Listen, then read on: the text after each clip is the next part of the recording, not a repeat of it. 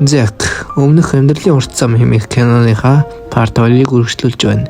Тоглон зугаад таалан зэрэгээрэй. Тэгээд ахын шийдсэн байдалтай сургалтынхын жилийн төлбөрийг үүдээ өгч сайн сураарай хэмээн хэлдэг. Амьдрал юу гараад дутгав? Хайр мэдээж л байж л байгаа шүү дээ. Том ахнаа нэгэн хөөрхөн охинтой танилцсан байдаг. Тэгээд нөгөө охин нь аав ээжтэйгээ уулзуулахаар тохирноо. Гэхдээ ээж нь яг л хаадуудын ирдэг шиг ядуу хүмүүстэй уулзуулахгүй хэмээн эсэргүүцсэн ч аавгаа ятгаж чаднаа. Ажлаасаа чөлөө авчгаад л яг явах гэж байтал дүү нь хэрэгт орооцолцсон гэдгийг мэдэх болно. Тэгээд тэр эмэгтэйтэйгээ уулзаж чадахгүй л хоцрондоо хөрхий. Яг эртнийхэн дараа дүү нь үннээ хэлж би сургуулиас гармаар байгаа. Би танд ажил чинь тусламар байна шүү дээ. Та ганцаараа яаж ингэж ажиллах бодлох юм бэ хэмээн хэлэхэд ахнаа ингэж хэлдэг. Чи хүн шиг мэрэгчлээ болж аж энэ амьдрал чи дээшлэх чи бодохгүй байна уу? А? Яагаад энэ бүгдийг ойлгохгүй байгаа юм бэ? Чи одоо яв. Тэр сургуультай яв. Нэг сураад хүн шиг мэрэгчлээ болоод.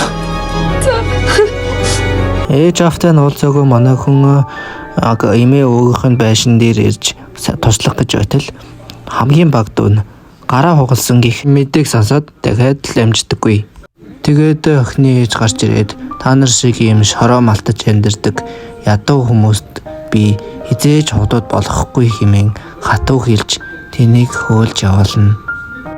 2004 он болж Улаанбаатар хотод манай хэд ирсэн байх бөгөөд хөдөө аж ахуйн оюутны байранд түрээслэж амьдарцгаадаг болсон байдаг. За энэ үйл явдлыг нь болохоор би нэг ярьж өгöd байх хэрэггүй бах.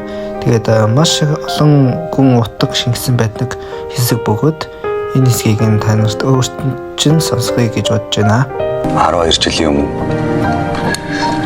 биднийг нэг ч хүнгүй бид нар өнчирч үлдсэн.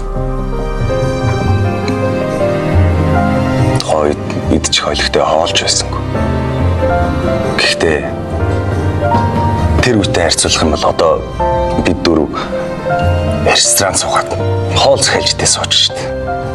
Тийм биз дээ. Дүн таныг сайхан хэвчиж тохох.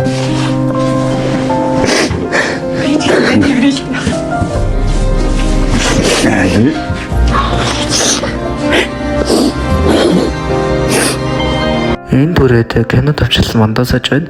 Тэгээд дараачихаа амжилтгүйтэй идэвхтэй байгаарай.